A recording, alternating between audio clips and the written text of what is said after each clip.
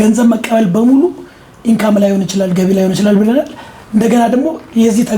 ተገላቢጦሽ እንደው ሲገለበጥ ገንዘብ መክፈል በሙሉ ደግሞ ወጪ ላይ ሆነ ይችላል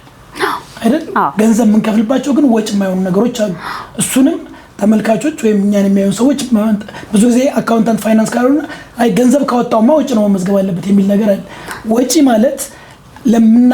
ለምናስገባው ነገር የምናወጣው ነው እንጂ የተቀበልነው ገንዘብ ሁሉ አይደለም የሚለውን ትንሽ ምንዳብራራ ጥሩ ነው አሁን እንደተባለው ወጪ ለግዢ ምናረጋቸው አሉ ከእንትኖች ጋር ከቢዝነሳችን ጋር ተያይዞ ቢዝነሳችን ራን ለማድረግ የተለያዩ ወጪዎችን ስናወጣ ፔመንት ወይ ደግሞ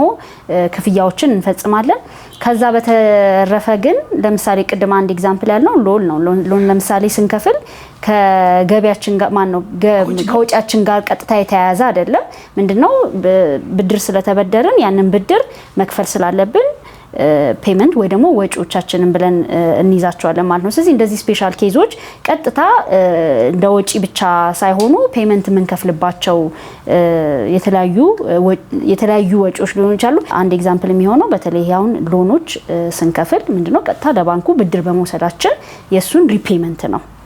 ስለዚህ እሱን ማድረግ እንችላለን ኢንተረስቱ ይያዛል ግን ደግሞ ሪፔመንታችን ደግሞ ቀጥታ ምንድነው ለባንኩ የምንከፍለው ክፍያ ነው የሚሆነው ማለት ነው እንዲሁም አንዳንዴ ያለ ገንዘብ ማውጣት ከዚህ በፊት ወጪ አድርገን የመዘገብናቸው ነገሮች ሊሆኑ ይችላሉ በብድር ሊሆን ይችላል በክሬዲት ሊሆን ይችላል አሁን ገንዘብ ስናወጣ እንደገና እንደ ወጪ አድርገን መመዝገብ አንችልም ስለዚህ በተለይ የገንዘብ ክፍያ ወጪ ማለት ላይሆን ይችላል የገንዘብ መቀበል ገቢ ላይሆን ይችላል ይሄንን ለይተን ማወቅ መቻል አለብን